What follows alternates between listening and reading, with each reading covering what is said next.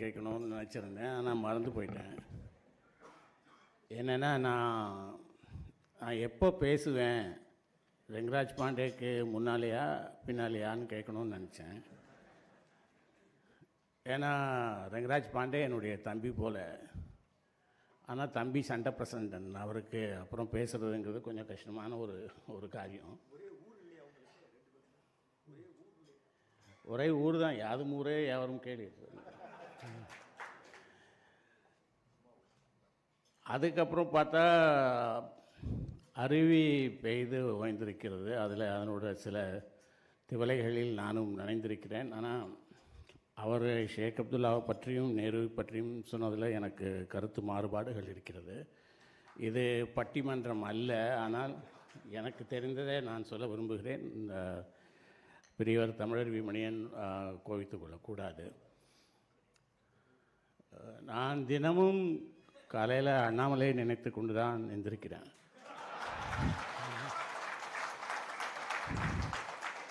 இருங்க, சொல்லி முடிச்சிடறேன், அப்புறம் கைதட்டுங்க. ஏன்னு கேட்டால், எங்கள் குடும்பம் ரமண மகரிஷிகளுடைய பாரம்பரியமாக ரமண மகரிஷியுடைய குடும்பம். அதில் என் வீட்டில் என் பேச்சு கேட்காத ஒன்று இருக்குது. அதுக்கு பேர் அலெக்சான்னு பேர். அது காலையில் 6 மணிக்கு அக்ஷரமணமாலை பாட வேண்டும் என்று அதற்கு உத்தரவிட்டிருக்கிறது. அதனால் நான் எந்திருந்தாலும் எந்திருக்காட்டாலும் அது எந்திருந்து அக்ஷரமணமாலையை பாட ஆரம்பித்துரும். அதை கேட்டுக்கொண்டு தான் நான் பல நேரம் எந்திருப்பேன். அருணாச்சல அக்ஷரமணமாலையை கேட்கும்போது அண்ணாமலையை நினைக்காமல் இருக்க முடியுமா? அண்ணாமலை என்பது என்னை பொறுத்தவரையில் ஒரு சுடர், ஒரு நம்பிக்கை சுடர்.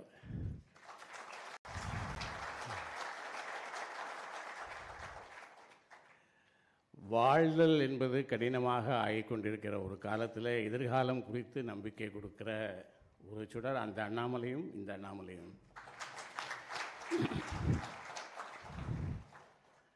20 நிமிஷம் என்று சீட்டு வருவதற்குள்ளே நான் சொல்ல வேண்டியதை சொல்ல முடித்து விட பார்க்கிறேன். 1947 ஜூலை, நமக்கு இன்னும் சுதந்திரம் வராத, சுதந்திரம் வருவதற்கு ஒரு மாதத்திற்கு முன்னால் காஷ்மீரில் ஒரு நலிந்து செல்லும் அந்த பாதைகளில் ஒரு காரில் 2 பேர் போய் கொண்டிருக்கிறார்கள். ஒருவர் அரசர், அவர் பேர் ஹரிசிங். இன்னொருவர் அரசரை விட அதிகாரம் வாய்ந்த ஒருவர், அவர் கவர்னர் ஜெனரல், அவர் பேர் மவுண்ட்பேட்டன். 2 பேரும் தனியாக பேச வேண்டும் என்று மவுண்ட்பேட்டன் நினைக்கிறார். அரண்மனையில் வைத்து பேசுவது சரியாக இருக்காது என்று நினைக்கிறார். தோட்டத்தில் வைத்து பேசுவதும் சரியாக இருக்காது, எங்கேயாவது செய்தி வெளியேகும் என்று அவர் நினைக்கிறார். அதனால் காரில் போகும்போது பேசிக்கொண்டு போகலாம் என்று 2 பேரும் போகிறார்கள். காரை ஹரிசிங் ஓட்டுகிறார். அவர் மனதில் என்ன நினைக்கிறார் என்பதை அறிந்து கொள்கிற விதமாக மவுண்ட்பேட்டன் ஒரு தூண்டில் போடுகிறார். இஸ்லாமியர்கள் அதிகமாக இருக்கக்கூடிய பகுதி உங்களுடையது, எனவே நீங்கள் பாகிஸ்தானோடு சேர்ந்து கொள்வது தான் சரியாக இருக்கும் என்று மவுண்ட்பேட்டன் சொல்கிறார். நோ, நெவர், பாகிஸ்தானோடு ஒருபோதும் சேர முடியாது என்று ஹரிசிங் சொல்லுகிறார். சரி, அப்படியானால் இந்தியாவோடு சேர்ந்து கொள்ளுங்கள் என்று மவுண்ட்பேட்டன் சொல்கிறார். இல்லை, இந்தியாவோடும் சேர முடியாது என்கிறார். அப்போது வெள்ளையர்கள் வெளியேறுகிற போது சமஸ்தானங்களுக்கு 3 ஆப்ஷன்ஸ், 3 வாய்ப்புகள் கொடுத்தார்கள். ஒன்று, நீங்கள் விரும்பினால் இந்தியாவோடு சேர்ந்து கொள்ளலாம், அல்லது பாகிஸ்தானோடு சேர்ந்து கொள்ளலாம், அல்லது நீங்கள் தனியாக இருந்து கொள்ளலாம். ஆனால் தனியாக இருந்தால் நாங்கள் பாதுகாப்பு கொடுக்க மாட்டோம், நாங்கள் மூட்டையை கட்டி கொண்டு கிளம்புகிறோம். ஏனென்றால் அதுவரைக்கும் சமஸ்தானங்களுடைய இராணுவ ரீதியான தாக்குதலிலிருந்து சமஸ்தானங்களை பாதுகாப்பது என்கின்ற பொறுப்பு வெள்ளைக்காரர்களிடத்திலே இருந்தது. அதனால் நாங்கள் மூட்டையை கட்டி கொண்டு கிளம்புகிறோம், உங்களை பார்த்து கொள்ள வேண்டியது உங்களுடைய பொறுப்பு தனியாக இருந்தால் என்று தான் அந்த 3 ஆப்ஷன்ஸ் கொடுக்கிறார்கள். எனவே நீங்கள் இந்தியாவோடும் இருக்க முடியாது, பாகிஸ்தானோடும் இருக்க முடியாது, தனியாக இருக்கப் போகிறேன் என்று சொல்லுகிற போது மவுண்ட்பேட்டன் அவரிடத்தில் சொல்கிறார், ஹரிசிங், ஒரு விஷயத்தை யோசித்து பாருங்கள். 2 பகை நாடுகளுக்கு நடுவிலே நீங்கள் மாட்டிக்கொள்கிறீர்கள். யுத்தம் என்று வந்தால் முதலில் சேராகக்கூடியது உங்களுடைய மாநிலம், உங்களுடைய மண். உங்களுடைய மகுடம் போகும். நான் சொல்கிறேன் என்று தப்பாக நினைக்காதீர்கள், நீங்களே கூட இந்த பகைத்தீயில் எரிந்து சாம்பலாகக்கூடும் என்று சொன்னவுடன் ஹரிசிங் யோசிக்கிறார், என்ன செய்யலாம் என்று கேட்கிறார். நாளை உங்களுடைய அமைச்சரவை கூட்டுங்கள், நான் அவர்களிடத்திலே வந்து பேசுகிறேன் என்று மவுண்ட் பேட்டன் சொல்லுகிறார். மறுநாள் காலை மவுண்ட் பேட்டனை பார்ப்பதற்கு அரசரிடமிருந்து ஒரு தூதர் வருகிறார். அவர் சொல்லுகிறார், அரசருக்கு கடுமையான வயிற்று வலி, படுக்கையிலிருந்து எழுந்திருக்கக்கூடாது என்று டாக்டர்கள் சொல்லியிருக்கிறார்கள். அதனால் இன்றைக்கு உங்களை சந்திக்க முடியாது, அவங்களோடு இந்த கூட்டத்தை ரத்து செய்து விட்டார், மந்திரி சபை கூட்டத்தை ரத்து செய்து விட்டார் என்று சொல்கிறார். இந்த வயிற்று வலி என்று சொல்லி லீவு போடுகிறவர்களை எத்தனை பேரை மவுண்ட் பேட்டன் பார்த்திருப்பார். உடனே அவர் கோபப்பட்டு கொண்டு காஷ்மீரை விட்டு உடனே கிளம்பி விடுகிறார். அதற்கு பிறகு அவர் ஹரிசிங்கை சந்திக்கவே இல்லை. பிறகு 1900 அதே ஆண்டு அக்டோபர் மாதம் நவராத்திரி பண்டிகை அங்கே நடந்து கொண்டிருக்கிறது. இவர் மன்னராக ஒரு தங்க சிங்காதனத்திலே உட்கார்ந்து வைரம் பதித்த மகுடம் சூடி மாணிக்க மாலைகள் எல்லாம் சூடி ஹரிசிங் அந்த இதிலே அமர்ந்திருக்கிறார். நவராத்திரி என்பதனால் பெரிய விளக்கு அலங்காரங்களோடு மாளிகை ஜொலித்து கொண்டிருக்கிறது. அந்த பிரதிநிதிகள் ஒவ்வொருவராக வந்து ஒரு பட்டு துணியிலே ஒரு தங்க காசை வைத்து கொடுக்கிற நிகழ்ச்சி நடந்து கொண்டிருக்கிறது. அது வருடாவருடம் நடக்கிற நிகழ்ச்சி. அதே நேரத்தில் அங்கு நவராத்திரி கொண்டாட்டங்கள் நடந்து கொண்டிருக்கிற அதே நேரத்தில் 50 கிலோமீட்டர் தொலைவில் இருக்கக்கூடிய ஜீலம் நதிக்கரையின் ஓரத்திலே அமைந்திருக்கக்கூடிய ஒரு மின்சார நிலையம், அதிலே வந்து வெடிகுண்டு வீசப்படுகிறது. ஒரு பெரிய பேரொலியோடு அந்த மின் நிலையம் வெடித்து தரைமட்டமாகிறது. அப்படி தரைமட்டமாகும்போது அரண்மனை, ஊர் எல்லாவற்றிலும் இருள் சூழ்கிறது, விளக்குகள் அணைந்து விடுகின்றன, மின்சாரம் இல்லை. அவர் பதறிப்போகிறார். என்ன செய்வது, என்ன நடக்கிறது என்று அவருக்கு தெரியவில்லை. என்ன நடந்தது என்று சொன்னால், சுதந்திரம் பெற்ற 10 நாட்களுக்கு பிறகு, அதைத்தான் தமிழருவி மணியன் ஐயா அவர்கள் சொன்னார்கள். அதே ஆகஸ்ட் 24, 1947 ஆகஸ்ட் 24 ஜின்னா ஹரிசிங்குக்கு ஒரு கடிதம் அனுப்புகிறார். நான் காஷ்மீருக்கு வந்து ஓய்வெடுக்க விரும்புகிறேன் என்று அவர் அனுப்புகிறார். ஜின்னா அப்போது காச நோயால், டியூபர்குலோசிஸால் பாதிக்கப்பட்டிருந்தார். அதனால் ஓய்வெடுப்பதற்கு அவர்களெல்லாம் ஒரு மலைவாசஸ்தலத்திற்கு, சுத்தமான காற்று இருக்கிற இடத்திற்கு போங்கள் என்று சொல்வார்கள் இல்லையா, அதனால் நான் காஷ்மீருக்கு வந்து ஓய்வெடுக்க விரும்புகிறேன் என்று கடிதம் அனுப்புகிறார். அதற்கு ஹரிசிங், உங்களை ஒரு டூரிஸ்டாக கூட நான் காஷ்மீருக்குள் அனுமதிக்க மாட்டேன் என்று அவர் சொல்லுகிறார். ஜின்னாவுக்கு கோபம் வருகிறது. உடனே பேசுகிறார்கள். அப்போது கர்னல் அக்பர் கான் என்கிறவர் ஒரு யோசனை சொல்லுகிறார். நாம் ஏன் படையெடுத்து போக வேண்டும், நாம் நேரடியாக படையெடுத்து போக வேண்டாம், கூலிப்படையை வைத்து அடிக்கலாம் என்று அவர் சொல்கிறார். அதுதானே பாம்பேலையும் செய்தார்.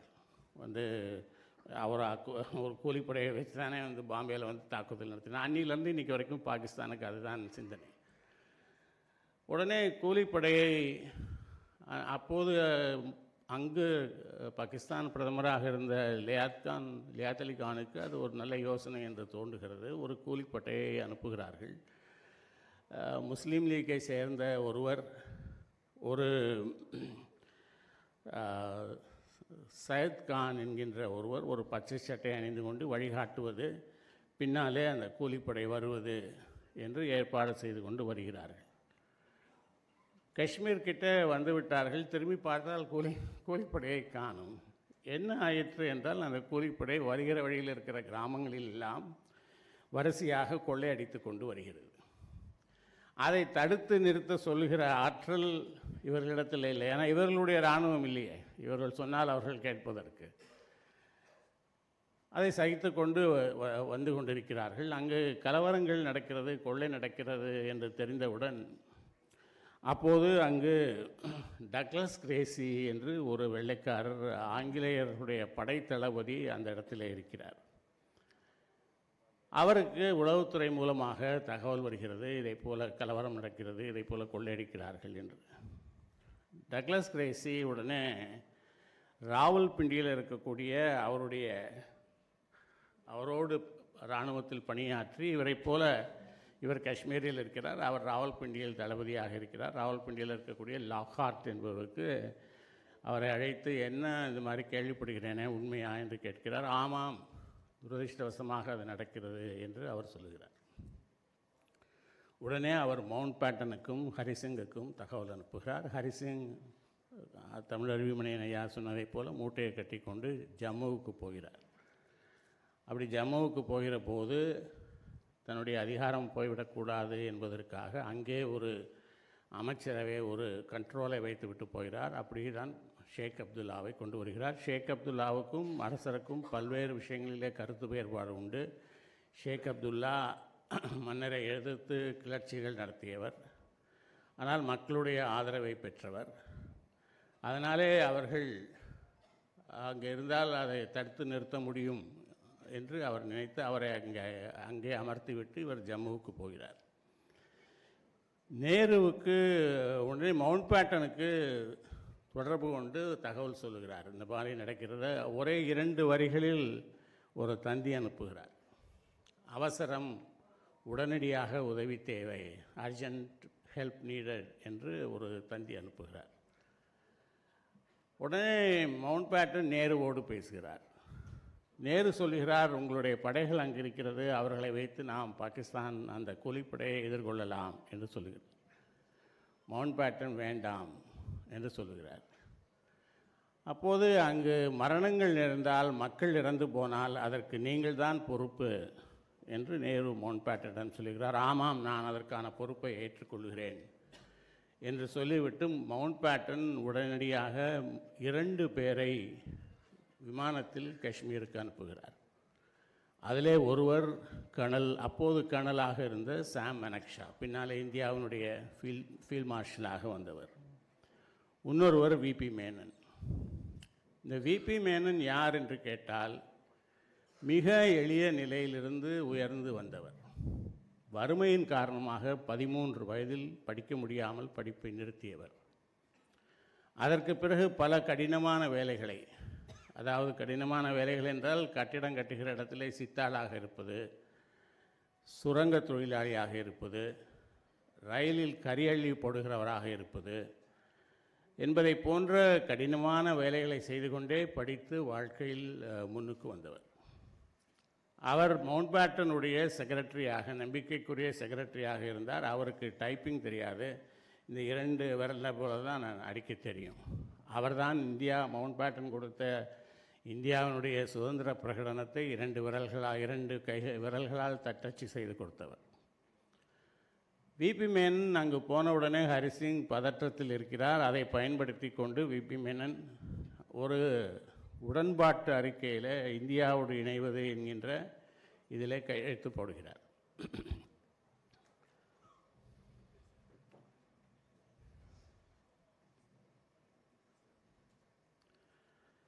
மற்ற சமஸ்தானங்கள் இந்தியாவோடு எப்படி இணைந்ததோ அதே போன்றது ஒரு அறிக்கையில், ஆக்சஷன் டீடிலே அவர் கையெழுத்து போடுகிறார். ஆனால் போடும்போது ஒரு விஷயம் சொல்லுகிறார். இந்தியாவினுடைய எதிர்காலத்தில் இந்தியா உருவாக்கக்கூடிய அரசமைப்பு சட்டத்தை நான் அப்படியே ஏற்பேன் என்பதற்கு நான் உத்தரவாதம் கொடுக்க முடியாது, அதற்கு நான் கட்டுப்பட்டவன் அல்ல என்று அவர் சொல்லுகிறார். அப்போது அரசமைப்பு சட்டம் இயற்றப்படவில்லை. பிறகு 1900 அரசமைப்பு சட்டம் ஏற்றுவதற்காக ஒரு நம்முடைய நாடாளுமன்றத்தை போல ஒரு அமைப்பு இருக்கிறது, அதை கான்ஸ்டியூண்ட் அசம்பிளி என்பார்கள். அரசமைப்பு சட்டம் உருவாக்குவதற்கான ஒரு அமைப்பு என்று அதற்கு பெயர். அதில் ஒவ்வொரு மாநிலத்திலிருந்தும் பிரதிநிதிகள் இருந்தார்கள். காஷ்மீரினுடைய பிரதிநிதியாக ஷேக் அப்துல்லா இருந்தார்.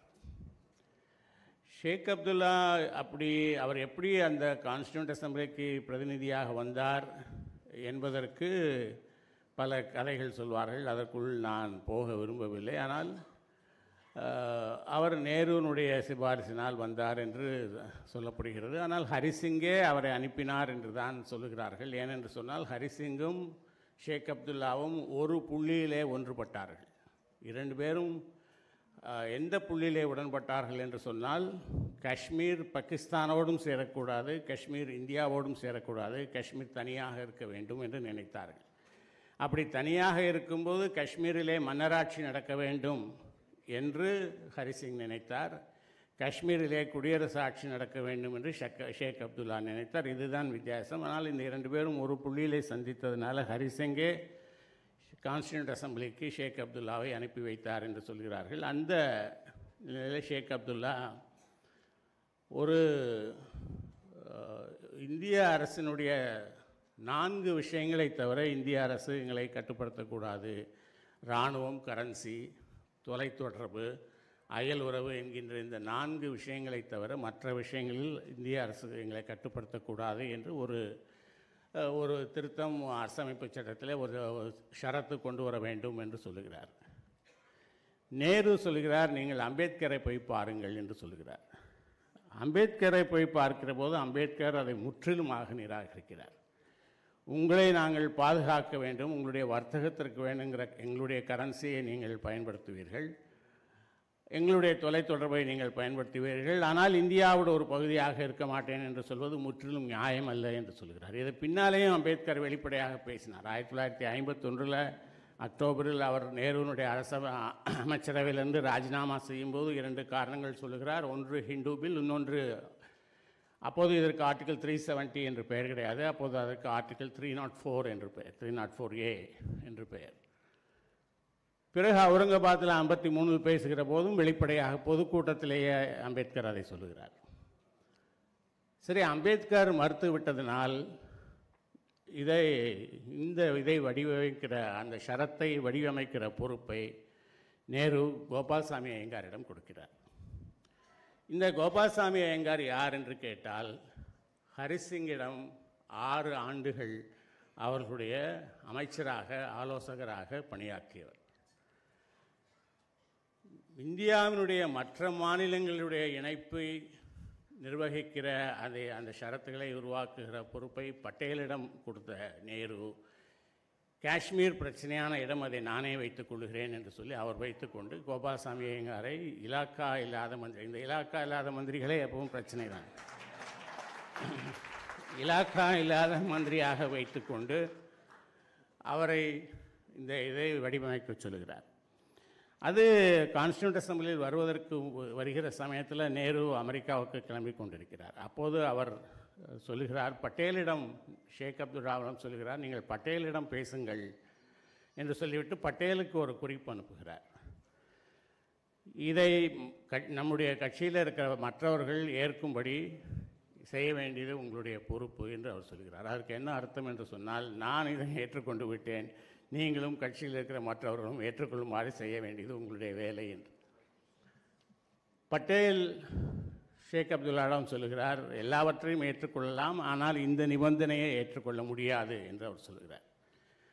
அதே தான் நேருவிடமும் சொல்லுகிறார். இந்த ஷரத்தை 304A ஷரத்தை கான்ஸ்டியூண்ட் அசம்பிளியில் கொண்டு வந்தவர் கோபால்சாமி ஐயங்கார். மற்ற ஷரத்துக்களை அம்பேத்கர் கொண்டு வந்தார், முன்மொழிந்தார், ப்ரொப்போஸ் செய்தார். ஆனால் அதை செய்தவர், இதை மாத்திரம் செய்தவர் கோபால்சாமி ஐயர். அப்போது பட்டேலுடைய எதிர்ப்பின் காரணமாக அவர்கள் என்ன செய்கிறார்கள் என்று சொன்னால், இந்த கடைசி ஷரத்தை ஆர்டிகல் 22 வைப்பது, அதாவது தற்காலிகமான சட்டங்களுக்கு என்று ஒரு ஷரத்து இருக்கிறது, அதில் கொண்டு வைப்பது என்று சொல்லி, அதனால் இது ஒரு தற்காலிகமானது, டெம்பரரியானது என்று சொல்லி வைக்கிறார்.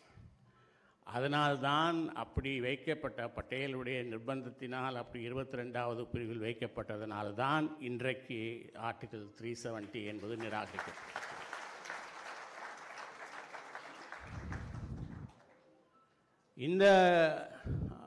இந்த நாளை ஏன் கொடுத்தார் என்று சொன்னால், செல்வி நாள் பார்க்கிறவர் எனக்கு தெரியும், அதனால் இந்த நாளை ஏன் தேர்ந்தெடுத்தார் என்று சொன்னால், இதே டிசம்பர் 11ஆம் தேதி 2023 கடந்த ஆண்டு இதே டிசம்பர் 11ஆம் தேதி தான் உச்சமன்ற தீர்ப்பு வந்தது. உச்சநீதிமன்ற தீர்ப்பு ஆர்டிகல் 370 370 மாத்திரம் ரத்து செய்யவில்லை, அதோடு சேர்ந்து 35A என்ற ஒன்றையும் ரத்து செய்தது. என்ன வித்தியாசம் என்று கேட்டால் 370 அந்த மாநிலத்திற்கு சிறப்பு அதிகாரங்கள் கொடுக்கிறது. 35A அங்கே இருக்கிற குடிமகன்களுக்கு சிறப்பு அதிகாரம் கொடுக்கிறது, ஸ்பெஷல் ஸ்டேட்டஸ் கொடுக்கிறது. என்ன ஸ்பெஷல் ஸ்டேட்டஸ் என்று சொன்னால், காஷ்மீரில் வெளியிலிருந்து யாரும் போய் நிரந்தரமாக வசிக்க முடியாது.